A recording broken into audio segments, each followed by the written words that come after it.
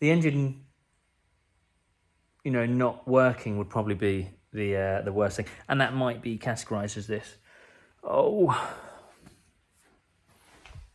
Hey guys, and welcome back to the channel, and thank you for joining me again. Now, as you know, we're rebuilding this green Rex TD590, and you joined me in the farmer's workshop. Now, in the farmer's workshop, there's plenty of treasures to be found, and the reason I'm here is because he's got a lot more workspace than me. Now, my workshop is getting a little bit crowded, and as you know, we're building a new shop, so it's not long now, but I'm just making do for the time being. But he's got a very nice vice and kind of a nice workspace, and there's a few bits arriving through, and I'm just kind of doing a little bits in here just so that I can then whack it all back together.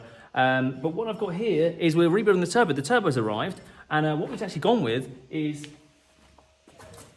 it's literally just been delivered this moment, and what we actually went with was a hybrid cartridge. So it's not just a standard turbo cartridge, and it's not a ridiculously big turbo either. It's just got it's a decent turbo, and it basically will spool up 500 RPM sooner. So we're going to remap the ECU anyway. So I just thought, you know what?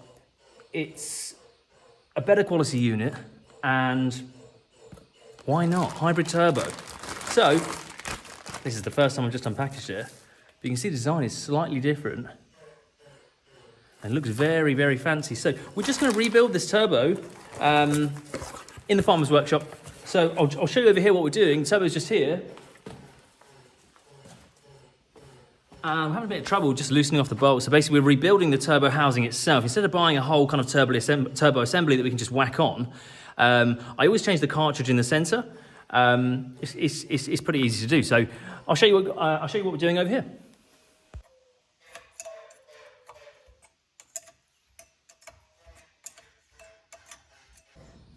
So the reason we're replacing this turbo, or rather rebuilding it, is because, sorry, this is really hot to get those bolts out, is because this center shaft, can you see that amount of play? So this should spin freely and not touch the sides. And it spins freely, and it'll be fine to put back onto the car, and it will run fine. Rather than bolt it all back together and have to redo it, I just want to do this engine rebuild once, and once only. So what we're going to do is take out the cartridge. The bearings obviously failed, and we're going to change the cartridge, respray this housing, and just rebuild it all up. That means it has a brand new turbo, and it's a hybrid turbo as well, so it will spool faster, it will boost harder, and obviously it's much better quality, lasts longer. So let's get this one out and we can put our new one in.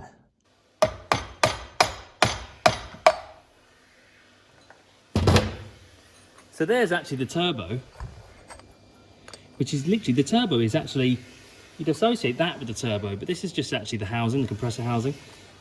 So we actually need to get the cartridge out. So we can unbolt this now. I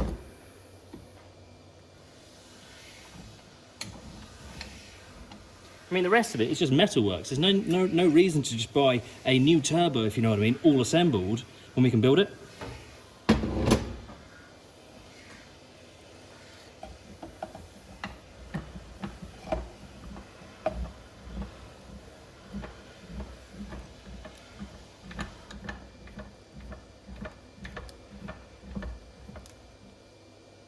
So when you buy a reconditioned turbo, all they're doing is what I'm doing now. Now our new turbo, providing you buy a good one, new turbo cartridge, already comes balanced. So all we have to do is assemble it correctly, and we're away. So we'll get this old cartridge out.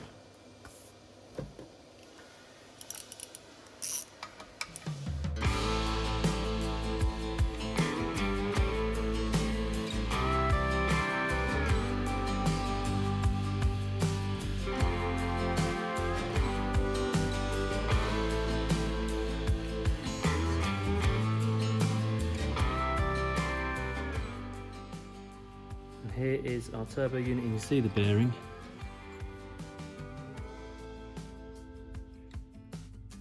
That play, I would say, is not acceptable. I mean, in reality, it's fine, but it's not. So that's our dead turbo. Now we're going to clean all this and give it a quick coat of paint. You see the oil that's been let past with the turbo seals.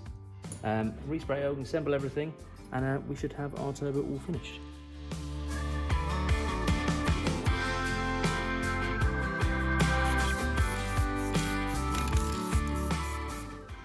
I'm not saying this is going to be perfect, and it's not something I had to do at all. It's just nice freshen up. You'll never see it anyway, but it's just nice to say that that's been painted. Looks nice and clean. VHT silver. Had the tiniest bit of, whoa! So I've just painted the actual housing for the turbo in some of, literally I had the last little bit of some wrinkled black from a previous failed experiment, some of you will know. But yeah, just giving this nice coat, and basically what I'll do is let the paint dry, and I'll come back to this and we can assemble the turbo, and it'll look like a brand new piece. So both housings to the turbo cartridge itself are in my high-tech painting oven, which is nicely sitting in the sunlight. Wait, what? Where is the sun? Here. So we're going to let these bake, and I'm going to give these a good couple of hours just to get nice and dry, and then leave them overnight. And we can come back and actually reinstall the turbo, and it will be as good as it will be a reconditioned turbo. So and it will look like one as well. Obviously you'll never see any of this, which is a slight shame, but I know it's there, you know it's there. Good job. Okay guys, couple days later, and we have our parts which we freshly painted. Now they came out really well actually, for kind of the setup that we had there, but the wrinkled black is looking very nice. It came out much better than the dash. I don't know why, I didn't really take much effort with this, but obviously plastic and metal seem to respond differently. But everything's dry, everything's touchable, and now we can actually rebuild our turbo. So I'm gonna rebuild it in the farmer's shop just because we've got a lot more space. And yeah, let's basically build up this hybrid turbo and we can continue. Now there was a bit of a story actually that I found out. So the reason it's a couple of days later is because basically the car came from another garage and they stripped it down and they put all the parts in the boot, or so I was told. As I was digging through, I couldn't find the centrifugal oil filter housing, and I couldn't find the oil filter housing, and I couldn't find the turbo feed oil pipe. So I don't know if they've strategically misplaced these, or they've literally just gone, do you know what, and thrown them in the bin or something malicious, don't know. But at least we found out, I found out a couple of days ago, so I quickly ordered all the bits that we needed, and I think that's all we're missing. So thankfully, we noticed and we can hopefully get this thing running. So let's rebuild the turbo and we'll go from there.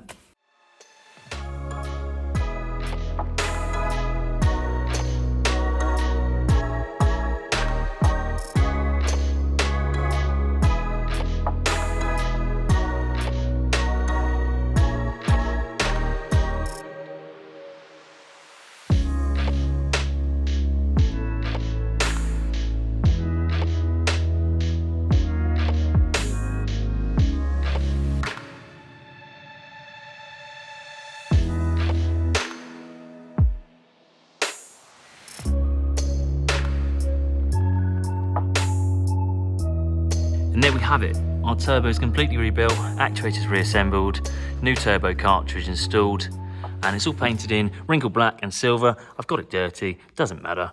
But yeah, we've got our turbo back and it's better than ever. Let's go over to the car. We can start installing everything and hopefully get this thing running. So I'm just removing the studs on our head, which is the exhaust studs, because they have a tendency to warp manifolds, TD5s. And basically we've got a kit here that's got longer studs and will basically prevent, obviously if we're running a hybrid turbo, probably going to be running extra boost, and I don't want anything to warp this manifold, so I'm going to be replacing these with a stronger kit. So we're going to take out each stud and replace it with our long ones, strengthened, and then we can install a manifold and our turbo kit.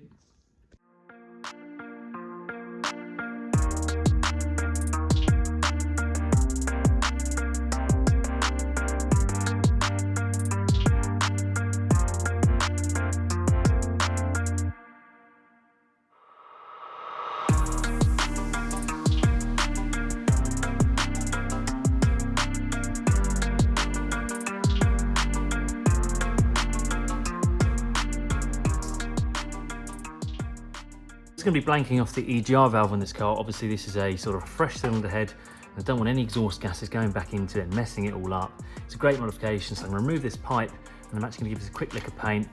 This is a good modification to do to defend the manifolds, which is on a TD5 only, is cut some slots in it, and that allows each individual port to move rather than warp the whole lot. And I'm going to give this a quick coat of paint and we start assembling it all.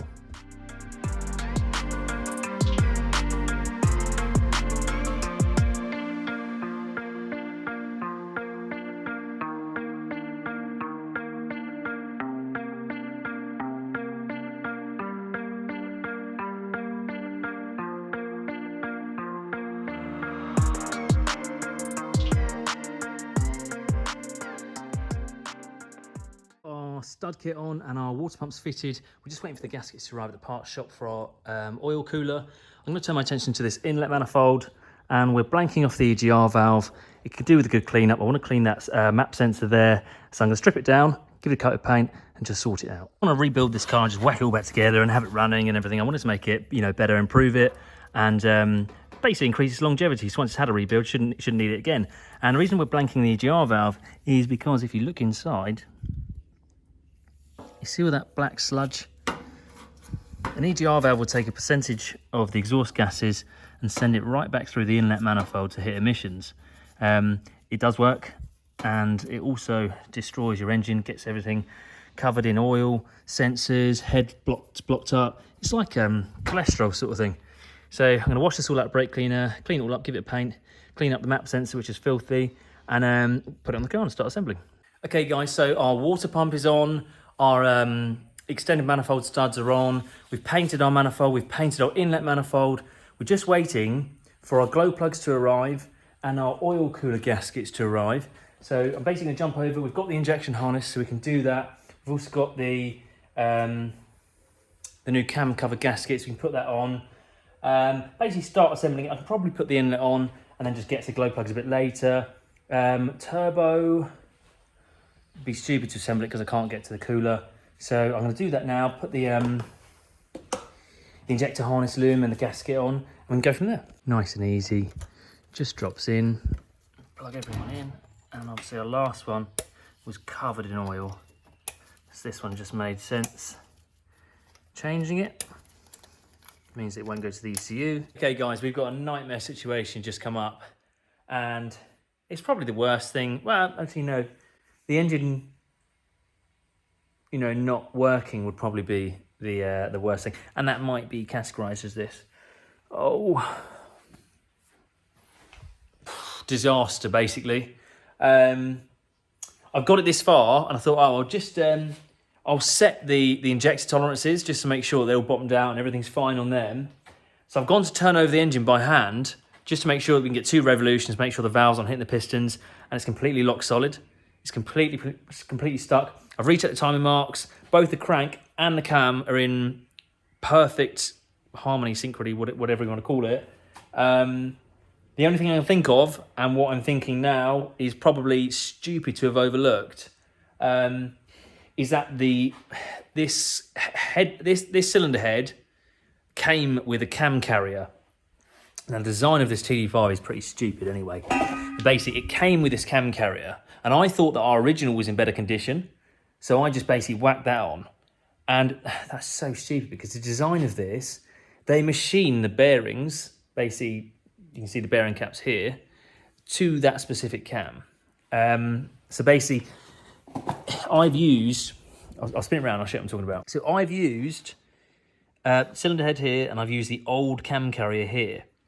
Now, the cylinder head and the cam carrier are machined together, and basically what we're doing now is when we've done up the head bolts, we've crushed the cam. So now basically the cam cannot move, and that basically means that the design of a TD5, if you've got a cam carrier leak, that means you've got to do a head gasket because the head bolts have to come out. That basically now means that I've got to completely redo everything I've just done, which is absolutely wonderful. So basically I've got to take out the head bolts, take off the rocker, take off this cam carrier, and obviously the head, because then the head gasket's loose, and I've already clamped it up, which means that I've then got to get a new head gasket in there. Do everything again with the old cam carrier, and fingers crossed that our cam can turn, basically. It's the only thing I can think of, basically. Either that, or this cylinder head, whoever machined it, has basically scrapped the head. And there's only one way to find out, by doing it again, and then finding out. If it happens again, then I'm going to kill myself, and I'm just going to throw this car in the bin. And get a new engine, basically.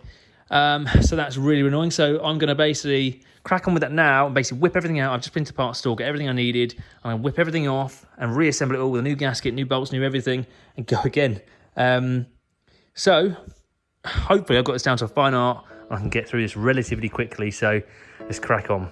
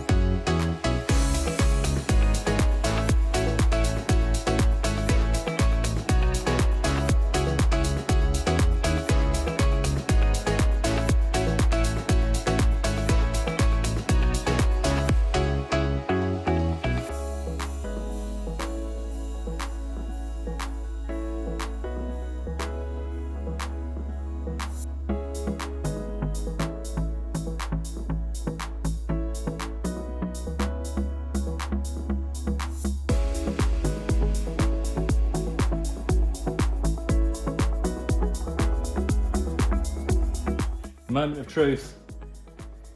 Was that our issue? Yes.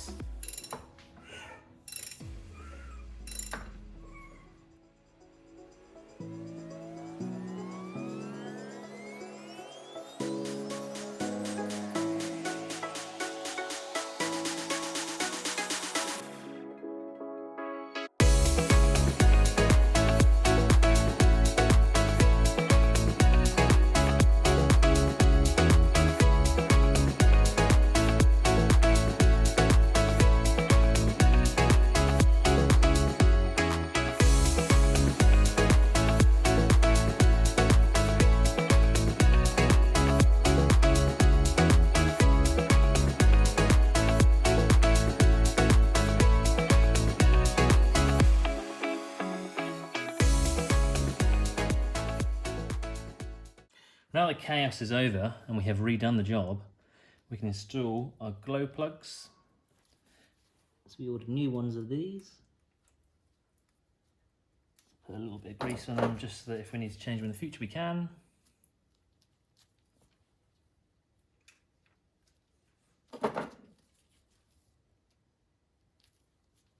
Or if we need to do this job yet again. We're going to replace the fuel regulator because these typically leak. You get a big diesel leak down the back of the head. So, I mean, it was nice and cheap, so going to whack one of these on as well.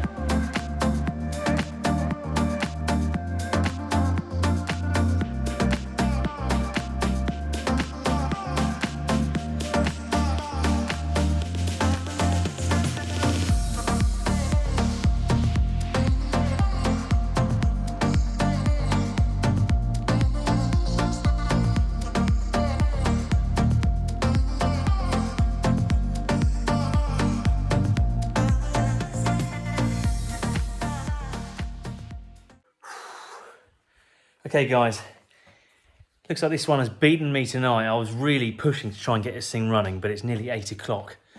And I want to go have some dinner, have a beer, really. I'm going to have a quick tidy up, but I promise this thing will run tomorrow. I don't care what it takes, this thing's going to run tomorrow. I was making good progress, and it came down to, there's a missing bolt, and I've got to make 2 of them, get the angle grinder out and cut them, and I just thought, oh, do you know what? I'll call it there before I start making mistakes. Making good progress. Obviously that was such a pain that I had to redo the head gasket, but you live and you learn. I mean, in hindsight, it was stupid really. Of course a cam carrier would be machined to the head where there's a cam going to be running through the middle of it. There we go. But yeah, got it all redone, at least in the same day that the mistake is made. I always try and do that, otherwise you just, it will start really bugging me. So at least I've redone it and then made progress. And I'd like to think we would have had it running if that wasn't happened, but at least we didn't try and flip the key. So there we go. But basically, yeah, tomorrow we've pretty much assembled the driver's side of the block with the inlet, the fuel cooler, alternator wiring. We're still waiting for the EGR, blank to be honest. The Royal Mail said that it would be here today, so it needs to be here tomorrow really. And then the other side, yeah, we'll assemble the other side tomorrow and give it a service because I'm not going to run it without that. Double check everything and then literally turn the key and fingers crossed it fires up. So I'll see you guys in the morning. Good morning guys, it's the next day and last night you saw me pretty much wrap up the left hand side of the engine block. We installed the fuel cooler, the inlet, the starter motor, kind of the boring stuff. But this morning we'll be focusing on this side of the engine block. We've got to install our oil cooler, our turbo housing, our exhaust manifold and wrap it all up. Then we've got to service it and pretty much make sure this thing runs. So let's get straight to it. Oil cooler, which has got new O-rings throughout, a new pipe on there, which is genuine, and I've pretty much well sealed everything, ready to go. I'm just on this thing leaking at all. I prepped this side of the block, and we have our new gasket sitting here, ready to go on. So let's install it.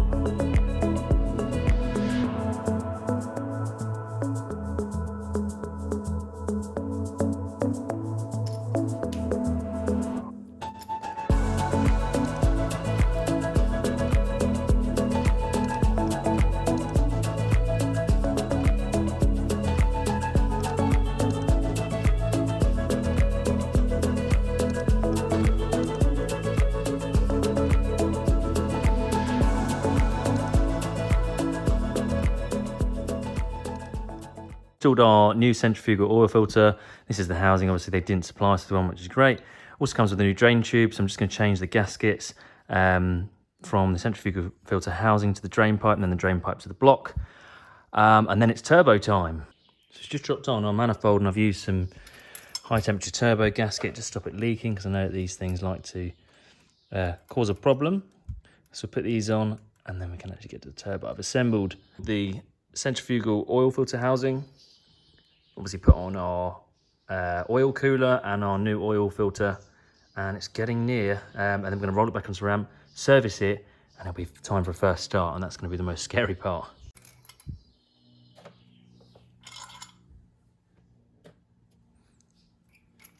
Hey guys, so just tied up a few loose ends, ran the coolant line around the back, bolted up to the gearbox. I think they were actually preparing for this engine to be changed, because they took off the engine mount bolts.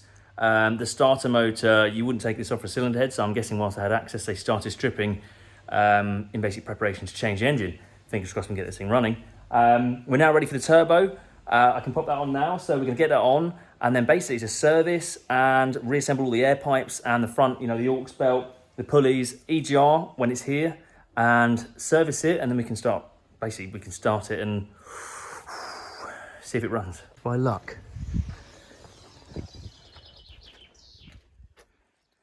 The EGR valve is in that van.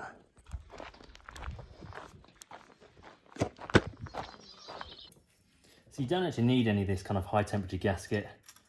However, I just find it helps glue everything in place, and the casting on this just isn't good, so it can only be beneficial in my eyes.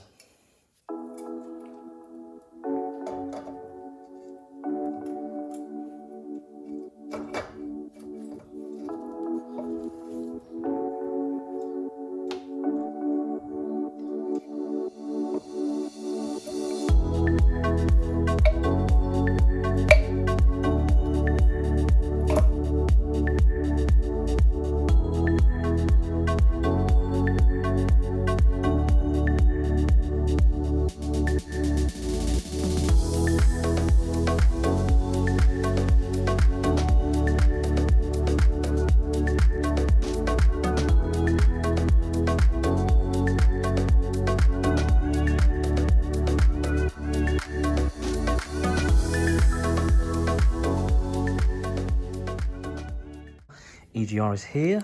Let's see what we have in the kit.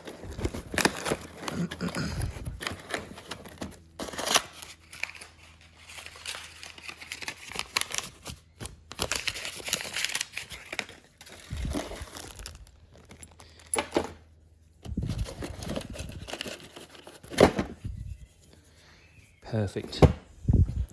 Don't need the instructions. And basically that will just go straight on there. Bosh, with the gasket and our new bolts. We can blank off the exhaust manifold side there, so we'll do that now. Our exhaust manifold just there. And we're also then going to obviously get rid of our EGR pipe that came across back into the inlet. Nice little kit actually. So that's just going to go there. Put that on now.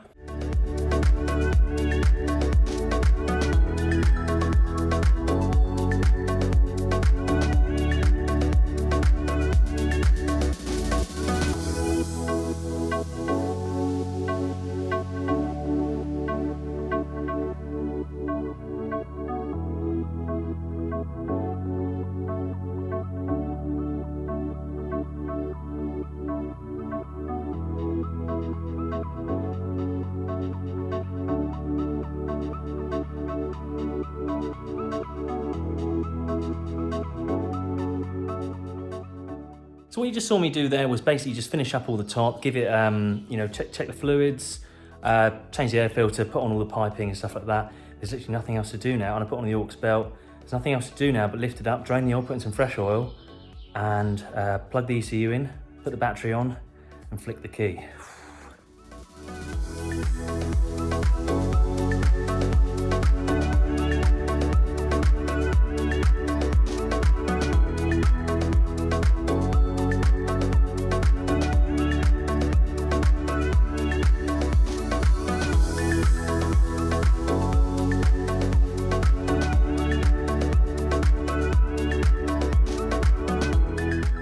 To see the colour of this, because obviously it had water mixing, so it's not going to be, oh no, look.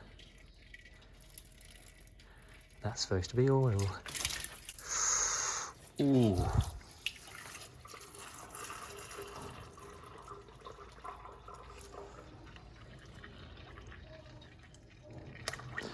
So this is going to need a couple of oil changes just to make sure we get all of that out.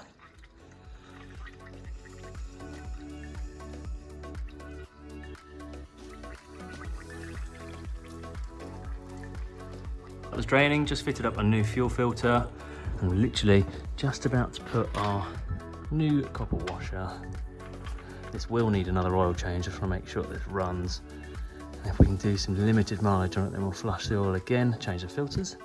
So tighten that up.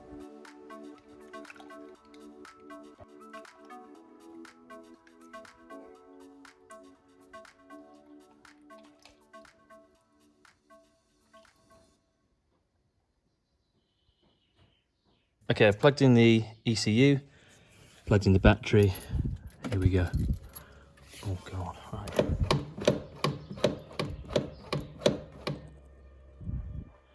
And let this do it 5 times. Make sure fuel's up to the rail.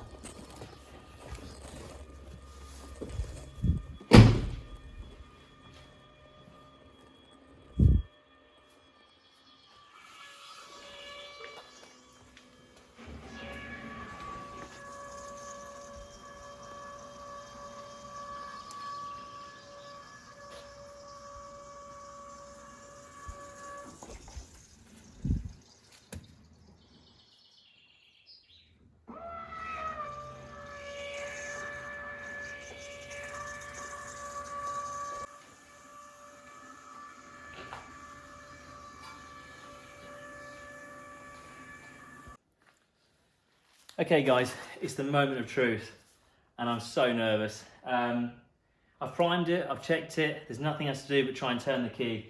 And I don't expect it to fire up straight away, but I do expect it to eventually start. There's probably going to be some smoke because my hands have been all over the turbo, the rest of it.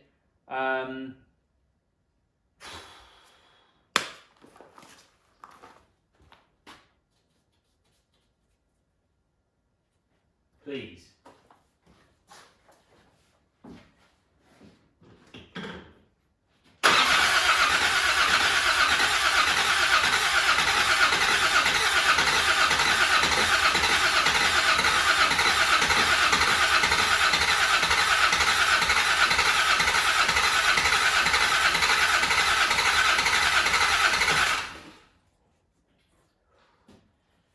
It didn't sound bad. It sounded like it was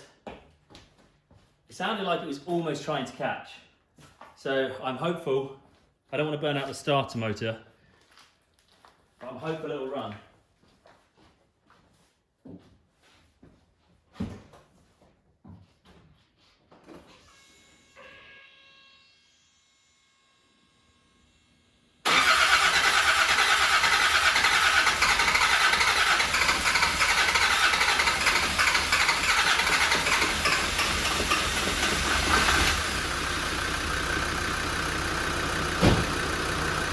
Success!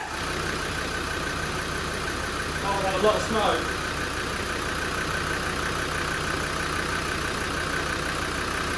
You know what?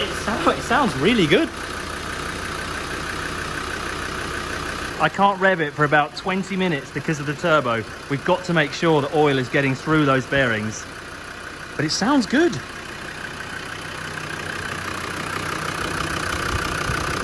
It doesn't sound tappety, it sounds healthy. Obviously I've adjusted everything correctly.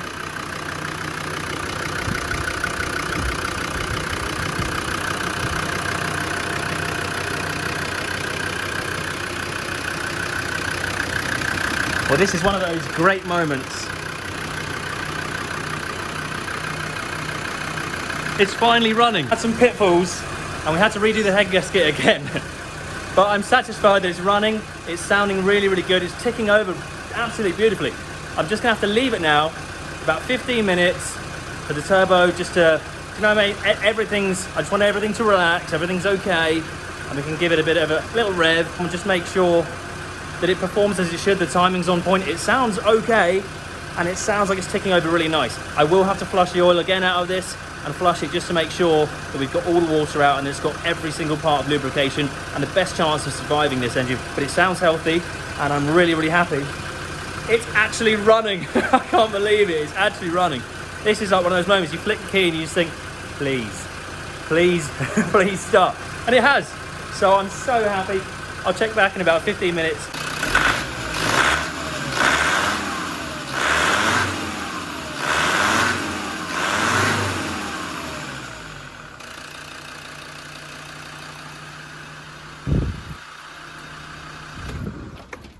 There we have it, guys. It's finally running and it's sounding really, really good. I'm really, really happy that obviously it started. It's sounding good. I was worried it could be a bit tappety. You could get piston slap. It could be a number of problems, even if you do get it running. And it sounds like it's got good compression. It's revving up fine. Turbo sounds good. There's no leaks on it. It sounds healthy. Oil looks good. Next thing to do is basically I'm actually going to tidy up and then I'm going to come back to this tomorrow. But this video will be live and well, basically we can start having fun with it. We've got to cut the rear end off and do the chassis now.